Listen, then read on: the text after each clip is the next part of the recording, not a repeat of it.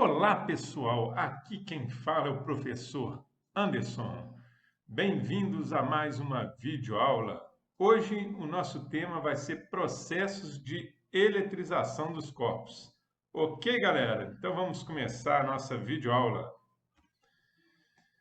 Bom, para isso nós vamos falar inicialmente sobre a estrutura atômica.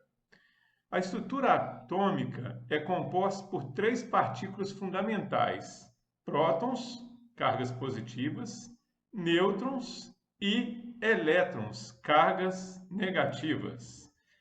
O núcleo do átomo, ele é composto por cargas positivas, que são os prótons, e nêutrons. Próximo ao núcleo, nós temos uma região onde circulam os elétrons. Essa região é chamada de eletrosfera. Então, aqui no vídeo, nós estamos vendo ali o núcleo, formado por cargas positivas, e os nêutrons, compondo aí, portanto, o núcleo atômico. E aí nós temos representada a eletrosfera em torno do núcleo, onde vão se movimentar os elétrons. Ok, galera? Mas o que são corpos carregados eletricamente? Corpos carregados eletricamente são aqueles que apresentam um número de prótons diferente do número de elétrons. O que isso quer dizer, né? Por exemplo, quando eu falo que um corpo está carregado negativamente, significa que ele possui excesso de elétrons. Ou seja, ele tem mais elétrons do que prótons. Então eu tenho representado aqui nessa figura, ó. Repare que essas cargas negativas representadas nesse condutor esférico são as cargas que estão em excesso, ok? Bom, e eu posso ter também um corpo carregado positivamente. Isso significa que ele, por exemplo, doou elétrons para um outro corpo, né? Então ele está com excesso de prótons, ele está com excesso de cargas positivas. Aí nós temos nessa segunda figura representado então um corpo, né, um condutor carregado positivamente, ou seja, com excesso de prótons. Bom, mas afinal, o que é um corpo neutro? Né? Esse corpo neutro é um corpo que está descarregado? O que isso significa? Né? Bom, então vamos lá, vamos responder essa pergunta, né? O corpo neutro, ele possui ou não possui carga? Sim, ele possui carga. Porém, significa que o corpo neutro apresenta a mesma quantidade de cargas positivas e negativas, como está representado aqui nessa figura, ó. Eu tenho um condutor aqui esférico, aqui dentro, né? Em que ele tem a mesma quantidade de prótons e elétrons. Então, eu falo que esse corpo está no estado neutro. O que é um corpo eletricamente descarregado? Então, cuidado para não confundir, né? Tem muita gente que fala, está descarregado, não tem carga, né? Um corpo está eletricamente descarregado quando ele não possui excesso de prótons e nem de elétrons. Ele é um corpo neutro, ok? Bom, como nós podemos eletrizar um corpo? Existem três maneiras diferentes. Ele pode ser eletrizado por atrito, pelo contato ou por indução. Nós vamos falar como ocorre cada uma dessas formas aí. Bom, mas antes disso, é importante trazer um outro questionamento aqui. Será que qualquer objeto ele pode ser eletrizado? Para isso, a gente precisa entender a diferença entre materiais que são condutores e materiais que são isolantes. Tá certo? Então, existem materiais bons condutores de eletricidade e os materiais que não conduzem bem a eletricidade, os maus condutores, são chamados isolantes. Esta diferença entre eles irá influenciar diretamente na eletrização do corpo. De que forma? Então vamos lá, para materiais isolantes. Os materiais onde as cargas se conservam no lugar onde elas surgem são chamados isolantes. O que eu quero dizer com isso, né? Por exemplo, se eu pego uma esfera que não é de um material condutor, tá? E aí eu passo uma lã, esfrego uma lã, atrito uma lã contra essa esfera. Se ela for um material isolante, mal condutor, que também pode ser chamado de dielétrico, o que vai acontecer? Por exemplo, uma esfera de vidro.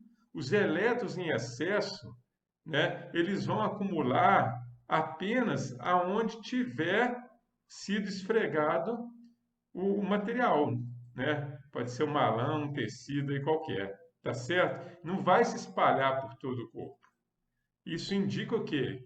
Que dentro desse material não se consegue conduzir bem as cargas elétricas, há uma dificuldade de movimentação das cargas. Já os materiais condutores são aqueles onde as cargas se espalham imediatamente.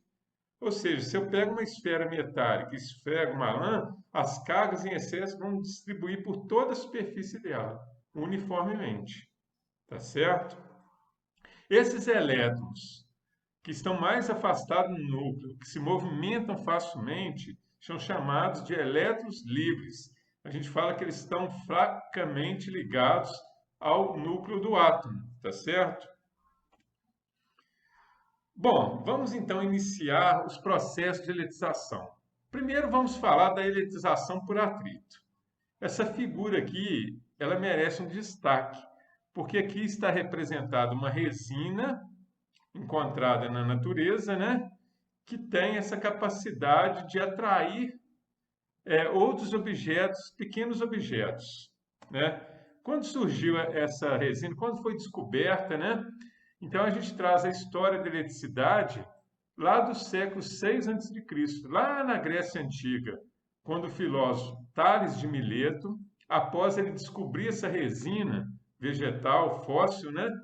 Petrificada, ou seja, em estado sólido ali, como se fosse uma pedra mesmo, né? Ela é chamada de âmbar, que significa em grego elétron. Então aí, gente, surgiu essa ideia de eletricidade assim bem primária, né? Por quê? Quando Tales de Mileto esfregava essa resina contra peles de animais, por exemplo, para tirar a carne, né? Para se vestir dessas peles, ele observava um formigamento nos pelos do corpo. Ou seja, na verdade, o que estava acontecendo ali? Ele tinha carregado eletricamente aquela pele de animal ao esfregar a resina para tirar a carne.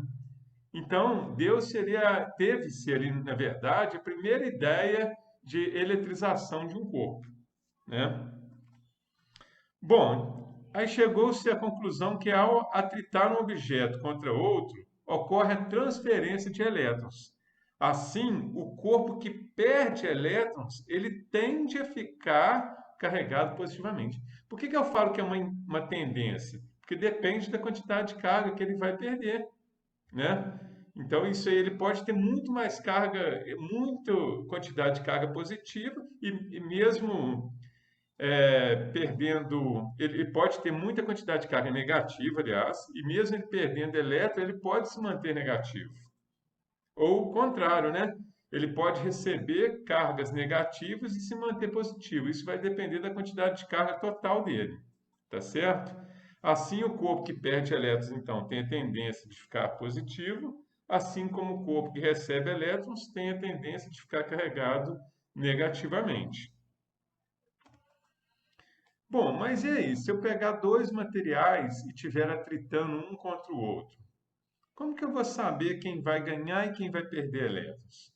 Para isso, nós vamos utilizar essa série aqui, que é chamada série triboelétrica. Então, reparem a leitura, como se dá a leitura, né? Por exemplo, vamos pegar aqui, eu vou pegar, por exemplo, um bastão de vidro, tá? E atritar contra a seda, um pano aí de seda. O que vai acontecer? Reparem que o vidro ele está mais para cima. Ó. Olha a seta indicando aqui, mais para cima tende a ficar positivo, mais para baixo tende a ficar negativo. Então, se eu pegar esse bastão de vidro e atritar contra a seda, o vidro vai ceder elétrons para a seda. Então, ele vai ficar positivo e a seda vai ficar negativa. Aqui tem um outro exemplo, então, ó, bastão de vidro, né? É exatamente isso, bastão de vidro contra um pano aí de seda, tá certo? Então, o vidro vai perder elétrons, vai ficar positivo, e a seda vai receber elétrons, vai ficar negativa. Então, aqui nós temos a representação de um processo de eletrização por atrito. Bom, mas né, após esse processo aí, qual será a carga de cada corpo após o processo de eletrização por atrito? A quantidade de carga que se transfere de um corpo para o outro durante o atrito depende de dois fatores, galera. Primeiro, do tipo de material, igual eu falei para vocês. Ele é condutor ou ele é isolante? Né? Se ele for condutor, ele tem uma capacidade de arrancar mais elétrons, né? Se ele for isolante, é mais difícil porque esses elétrons não conseguem se movimentar pelo corpo, né? Então depende do tipo de material. E o segundo fator importante é o tamanho do material. Por quê? Quanto maior for o tamanho do material, mais essas cargas conseguem se distribuir pela sua extensão. Então, nós temos que considerar esses dois fatores aí. Aqui nós temos alguns exemplos. Né? Imagine que temos duas esferas de aço de tamanhos diferentes. Ao atritá-las contra um tecido de poliéster, elas perdem elétrons. Ou seja, o tecido de poliéster vai arrancar elétrons das esferas. Então, as esferas vão ficar carregadas positivamente. Porém, se a gente observar, a esfera maior, ó, que está representada aqui nessa figura, ela vai ficar com uma quantidade de carga maior, em excesso, do que a esfera menor.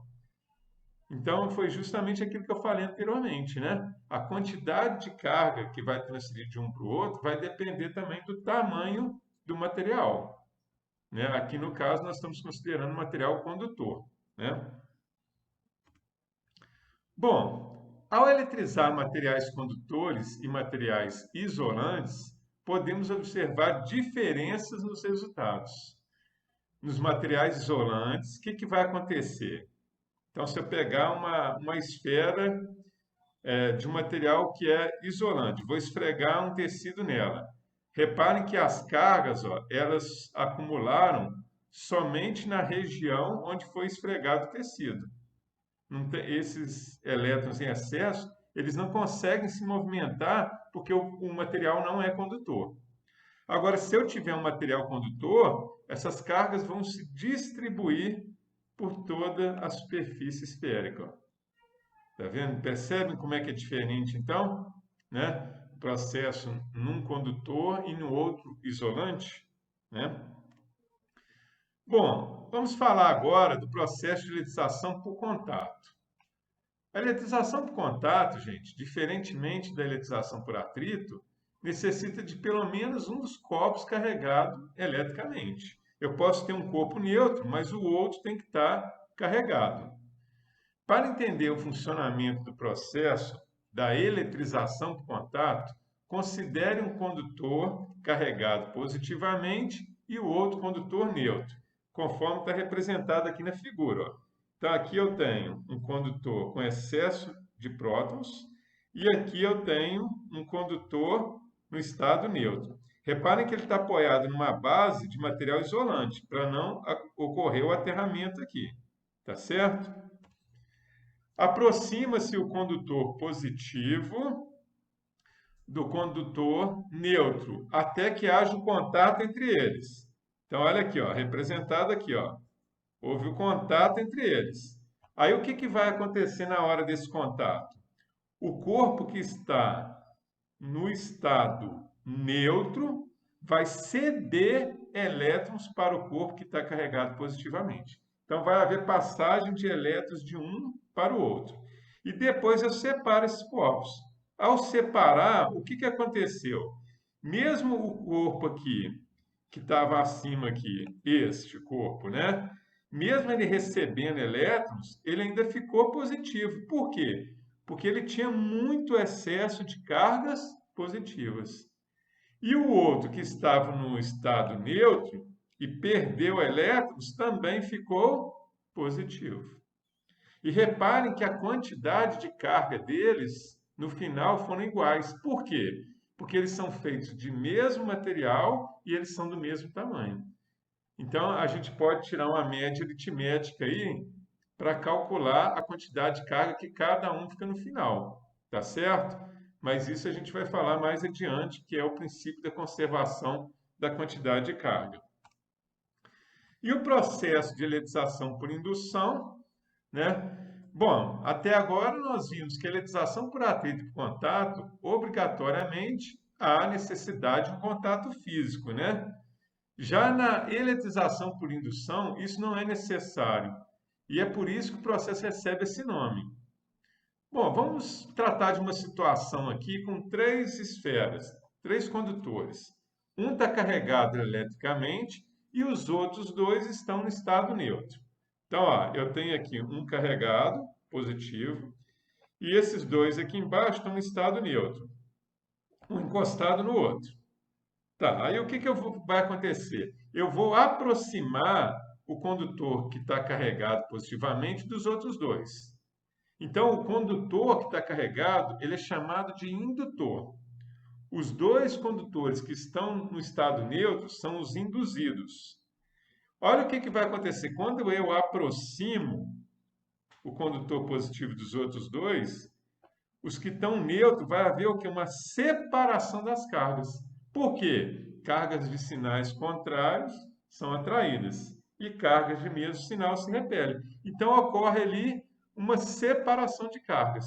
E aí, qual é o próximo passo aqui? Antes de eu afastar o indutor, eu vou separar os dois induzidos. Vou separar um do outro. Então, durante a aproximação, eu observei essa separação de cargas, né?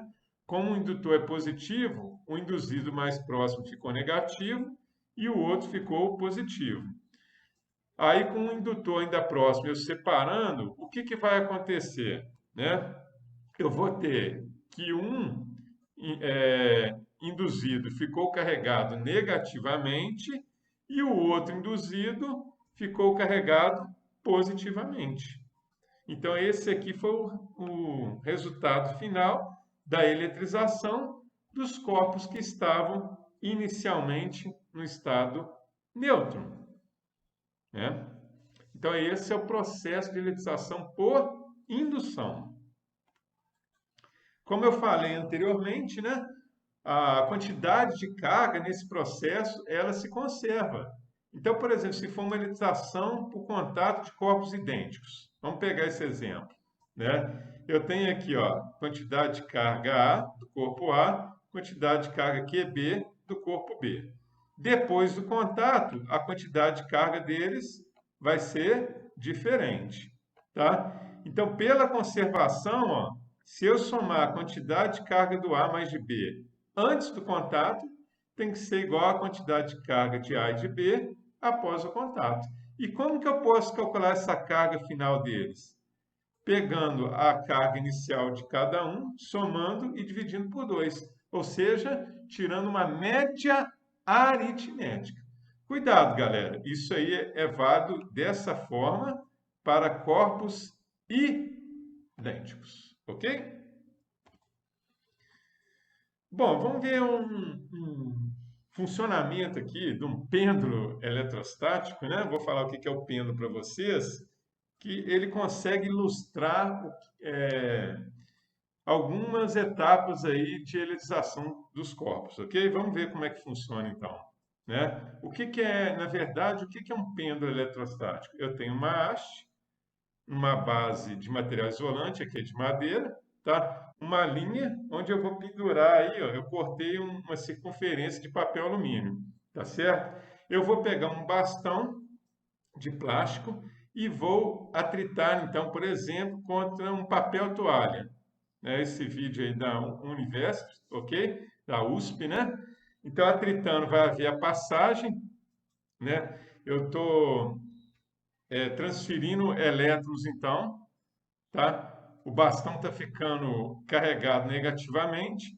Então, reparem que, a princípio, ele puxa, né, o papel alumínio, a esfera do papel alumínio, aliás, o círculo, né? Então, a primeira força, a primeira interação ali, ao aproximar, né, ele vai atrair, porque são cargas de sinais contrários. Mas quando ele encosta, ele transfere o excesso de elétrons de um para o outro. Então, os dois ficam carregados negativamente. Aí, a partir desse momento, começa a haver uma força de repulsão entre eles. Ó. Tá certo? Então, aqui, na verdade, ocorreram o quê? Dois processos, né? Na verdade, os três. Por quê? Primeiro foi o atrito do papel com o bastão, né? Aí houve transferência de elétrons do papel para o bastão, tá certo? Aí eu aproximei o bastão da circunferência de papel alumínio, recortada, né, em forma de um círculo, tá? Então, a princípio, houve uma indução, porque aproximando o bastão negativo, as cargas positivas do círculo de alumínio aproximam, né? E as negativas afastam. Então, ocorre indução. Na hora que um encosta no outro, há o processo de eletrização por contato. Aí, no contato, o bastão transfere elétrons para o círculo ali de papel alumínio. Aí, quando ele transfere elétrons, os dois vão ficar carregados negativamente, tanto o bastão como o círculo de papel alumínio. Aí, quando eu tento aproximar o bastão desse círculo, ele vai afastar, porque os dois estando carregados negativamente, a força de interação entre eles será uma força de repulsão. Ok, galera? Não deixem de curtir a nossa página lá e a nossa aula. E até a próxima, galera. Um grande abraço aí para todos.